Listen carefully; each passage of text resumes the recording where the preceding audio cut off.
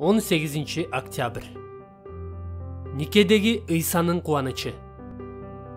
Күйөөлөр, аялыңарды машаяк жыйынды сүйгөндөй сүйгүлө. Машаяк жыйын үчүн өзүн берген.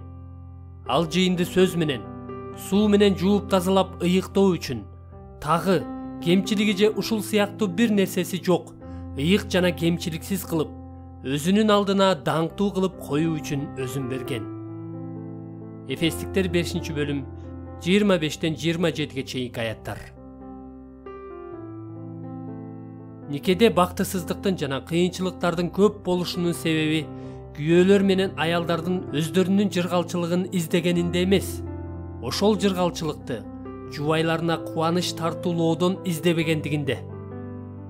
Ыйык китеп күйөөлөргө жана аялдарга кубанычты өз жубайларына кубаныч берүүдөн издөөнү осуяттайт. Ыйык китептен никеге тиешелүү болгон Эфестиктер 5-бөлүм 25-30 чейинки аяттардагыдай машаякчылык кубаныч тууралуу көп сөз кылган башка жерди табыш кыйын. Бул аяттарда машаяк жыйынды канчалык сүйсө, күйөөлөр өз аялдарын ошончолук сүйүшү керектиги айтылат. Машаяк жыйынды кандай сүйдү эле? Жооп 25-аятта айтылат. Машаяк жыйын үчүн өзүн берген. Бирок эмне үчүн мындай кылган? Жооп 26-аятта айтылат. Жыйынды жууп тазалап ыйыктоо үчүн. Бирок эмне үчүн ал мындай кылгысы келген? Жооп 27-аятта айтылат. Жыйынды өзүнүн алдына даңктуу кылып коюу үчүн өзүн берген. Мынакей, айкаш жыгачка кирилип, кордук көрөрүн билсе да, келечекте күтүп турган зор кубаныч үчүн ал ошого даяр болду. Еврейлер 12-бөлүм 2-аят. Бул кандай кубаныч? Өзүнүн колуктусу жыйын менен некелешүүдөн келген кубаныч. Өзүнүн канын төгүү аркылуу жыйынды өзүнүн алдына даңктуу кылып коюудан келген кубаныч. Ыйса кир жана ыйык эмес колуктуну алгысы келбейт.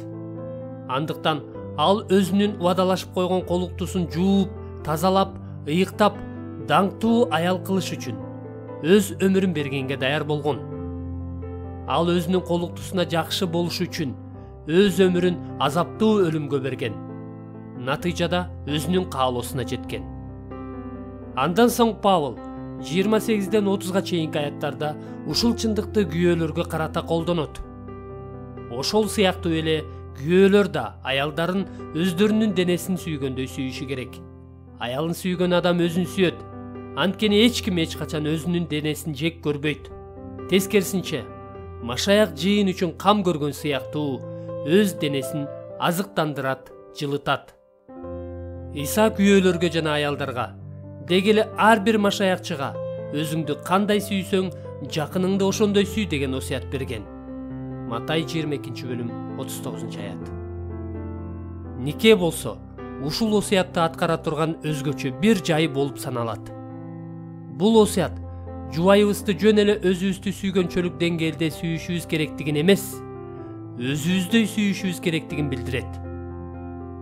Кудай бир дене кылып койгон адамды сүйгөнүбүздө өзүбүздү сүйгөн болобуз. Демек, өзүбүзгө эң чоң кубанычты жубайыбызга кубаныч берүүдөн таба алабыз.